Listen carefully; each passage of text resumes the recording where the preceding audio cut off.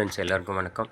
நாம் இன்றைக்கி தொடர்ச்சியாக புவியியல் பகுதியில் இயற்கை வளங்கள் இந்த பாடத்திலேருந்து தொடர்ச்சியாக நம்ம வினாடை பார்க்கலாம். சரளை மண் பெற்றுள்ள நிறம் என்ன? சிவப்பு. சரளை மண் பெற்றுள்ள நிறம் என்ன அப்படின்னா சிவப்பு. அடுத்து, சரளை மண் உருவாகும் இடம் எது? சரளை மண் உருவாகும் இடம் அதிக வெப்பம், அதிக மழை, வறண்ட காலநிலை கொண்ட பகுதிகளில் சரளை மண் உருவாகும். மண்ணில் உள்ள சத்துப் பொருட்களின் அளவை குறிப்பது என்ன அப்படின்னு பார்த்தீங்கன்னா மண்ணின் செழுமை. மண்ணில் உள்ள சத்துப் பொருட்களின் அளவை குறிப்பது மண்ணின் செழுமை. அடுத்து, பயன்பாட்டிற்கு பிறகு மீண்டும் கிடைக்க இயலாத வளங்கள் என்ன அப்படின்னா புதுப்பிக்க இயலாத வளங்கள். பயன்பாட்டிற்கு பிறகு மீண்டும் கிடைக்க இயலாத வளங்கள் புதுப்பிக்க இயலாத வளங்கள். அடுத்து, நிலக்கரி சுரங்கங்கள் பெரும்பான்மை அமைந்துள்ள இடம் வடகிழக்கு பகுதிகளில். நிலக்கரி சுரங்கங்கள் பெரும்பான்மை அமைந்துள்ள இடம் வடகிழக்கு பகுதிகளில். அடுத்து, சூரிய ஒளியை நேரடியாக மின்சக்தியாக எந்த தொழில்நுட்பம் மூலம் மாற்ற இயலும்?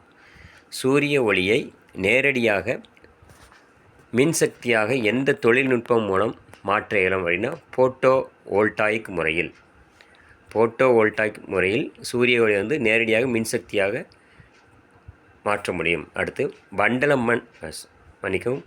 வண்டல் மண்ணின் வகைகள் என்ன? காதர், பாங்கர். வண்டல் மண்ணின் வகைகள் காதர், பாங்கர். அடுத்து, தீப்பாறைகள் சிதை உருவதால் உருவாவது என்னன்னா கரிசல் மண். தீப்பாறைகள் சிதை உருவதால் உருவாகும் மண் கரிசல் மண். அடுத்து, தென்னிந்தியாவில் காவிரி ஆற்றுப்படுகையில் படிய வைக்கிற மண் வண்டல் மண். தென்னிந்தியாவில் காவிரி ஆற்றுப்படுகையில் படிய வைக்கிற மண் என்னவென்னா வண்டல் மண். அடுத்து, தக்கான பீடபூமியில் காணப்படும் மண் எது அப்படின்னா கரிசல் மண். தக்கான பீடபூமியில் காணப்படும் மண் கரிசல் மண். அடுத்து, எந்த மண் வகை ஈரப்பதத்தை தன்னுள் தேக்கி வைக்கும் சிறப்புத்தன்மை பெற்றுள்ளது? எந்த மண் வகை ஈரப்பதத்தை தன்னுள் தேக்கி வைக்கும் சிறப்புத்தன்மை பெற்றதுன்னா கரிசல் மண். பழங்கால படிவுப்பாறைகள் மற்றும் உருமாறிய பாறைகள் சிதை உருவுவதால் உருவாவது என்னென்னா செம்மண். பழங்கால படிவுப்பாறைகள் மற்றும் உருமாறிய பாறைகள் சிதை உருவுவதால் உருவாவது செம்மண். அடுத்து, எந்த மண்ணில் இரும்பு சத்து அதிகம் உள்ளது? செம்மண். எந்த மண்ணில் இரும்பு சத்து அதிகம் உள்ளது? செம்மண். அடுத்து, செம்மண் ஏன் சிவப்பு நிறமாக உள்ளது? காரணம் என்ன? இரும்பு சத்து. செம்மண் ஏன் சிவப்பு நிறமாக உள்ளது? காரணம் என்ன அப்படின்னா இரும்பு சத்து அதிகம் இருப்பதால். அடுத்து, வெப்பமண்டல பருவக்காற்று காலநிலையில் உருவாவது என்ன மண்ணா சரளை மண். வெப்பமண்டல பருவக்காற்று காலநிலையில் உருவாகும் மண் சரளை மண். அடுத்து, தீபகற்ப பீடபூமியில் பெருமளவு காணப்படுவது சரளை மண். தீபகற்ப பீடபூமியில் பெருமளவு காணப்படும் மண் சரளை மண். அடுத்து, சரளை மண் நுண்துகள்களை கொண்டிருப்பதால் சிலிக்கா என்ற வேதியியல் வினையால் நீக்கப்படுகிறது. சரளை மண்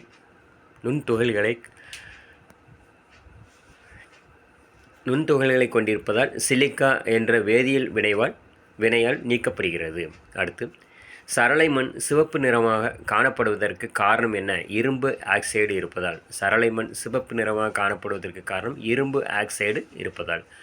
அடுத்து, காரச்சத்தை பெற்ற மண் என்னென்னா வறண்ட பாலைவன மண். காரச்சத்தை பெற்ற மண் வறண்ட பாலைவன மண். அடுத்து, இலைச்சத்தும் சாம்பல் சத்தும் அதிகமாக உள்ள மண் மலை மண். இலைச்சத்தும் சாம்பல் சத்தும் அதிகமாக உள்ள மண் மலை மண். அடுத்து, இமாச்சல் மற்றும் சிபாலிக் மலைத்தொடரில் காணப்படும் மண் வகை என்னென்னா மலை மண். இமாச்சல் மற்றும் சிபாலிக் மலைத்தொடரில் காணப்படும் மண் வகை மலை மண். அடுத்து, காப்பி, ரப்பர், முந்திரி மேலும் மரவள்ளி போன்ற பயிர்கள் விளையும் மண் என்னன்னு பார்த்தீங்கன்னா சரளை மண். காப்பி, ரப்பர், முந்திரி மேலும் மரவள்ளி போன்ற பயிர்கள் விளையும் மண் சரளை மண். வளமில்லா மண்ணாக இருப்பது வறண்ட பாலைவன மண் ஆகும். வளமில்லா மண்ணாக இருப்பது வறண்ட பாலைவன மண். அடுத்து, இயற்கை மற்றும் மனிதனின் செயல்களால் மண் நீக்கப்படுவது எதனால்னா மண் அரிப்பு. இயற்கை மற்றும் மனிதனின் செயல்களால் மண் நீக்கப்படுவதன் பெயர் மண் அரிப்பு. மண் அரிப்பிற்கு காரணிகள் யாவை? மண் அரிப்பிற்கு காரணிகள் வந்து காற்று, மனிதன் மற்றும் ஓடும் நீர். மண் அரிப்பிற்கு காரணிகள் வந்து காற்று, மனித இனம் மற்றும் ஓடும் நீர். அடுத்து மண் வளத்தை தக்க வைக்க மனிதர்கள் எடுக்கும் முயற்சியின் பெயர் வந்து மண்வள பாதுகாப்பு. மண் வளத்தை தக்க வைக்க மனிதர்கள் எடுக்கும் முயற்சி வந்து மண்வள பாதுகாப்பு. அடுத்து தோல் பதனிடுவதற்கு பயன்படும் மரப்பட்டையின் பெயர் வந்து பாபுல் மரம். தோல் பதனிடுவதற்கு பயன்படும் மரப்பட்டையின் பெயர் வந்து பாபுல் மரம். அடுத்து கடல் ஓதங்கள் மூலம் நீரை பெறும் கடலோர பகுதிகளில் காணப்படுவது மாங்குரோவ் காடுகள். கடல் ஓதங்கள் மூலம் நீரை பெறும் கடலோர பகுதிகளில் காணப்படுவது மாங்குரோவ் காடுகள். அடுத்து படகுகள் கட்ட பயன்படும் மரங்கள் எந்த காடுகளிலிருந்து பெறப்படுகிறது? மாங்குரோவ் காடுகளிலிருந்து பெறப்படுகிறது. படகுகள் கட்ட பயன்படும் மரங்கள் எந்த காடுகளில் இருந்து பெறப்படுகிறது அப்படின்னா மாங்குரோவ் காடுகள். அடுத்து வண்ணப்பூச்சிகள் தயாரிப்பதற்கு பயன்படுவது மாங்கனீஸு. வண்ணப்பூச்சிகள் தயாரிப்பதற்கு பயன்படுவது வந்து மாங்கனீஸு. தொடர்ச்சியாக வீடியோ ஸ்கிப் பண்ணாமல் பாருங்கள். நாளைக்கு நம்ம இதே மூன்றாவது புவியியல் பகுதியிலேருந்து நம்ம வந்து தொடர்ச்சியாக வினாடி பார்க்கலாம். நம்ம சேனல் பிடிச்சா மறக்காமல் சப்ஸ்கிரைப் பண்ணுங்கள், நிறைய பேருக்கு ஷேர் பண்ணுங்கள். நம்ம சேனல் ஃபஸ்ட் டைமாக பார்க்குற நீங்களும் மறக்காமல் சப்ஸ்கிரைப் பண்ணுங்கள், நிறைய பேருக்கு ஷேர் பண்ணி விடுங்க. வீடியோ பிடிச்சிருந்தால் லைக் பண்ணுங்கள், கமெண்ட் பண்ணுங்கள். தொடர்ச்சியாக எந்த பகுதியிலேருந்து வினாவிடை வேணும் அப்படின்னு சொன்னீங்கன்னா கண்டிப்பாக ரெடி பண்ணி வீடியோ போஸ்ட் பண்ணுறேன். நாளை சந்திக்கலாம். நன்றி.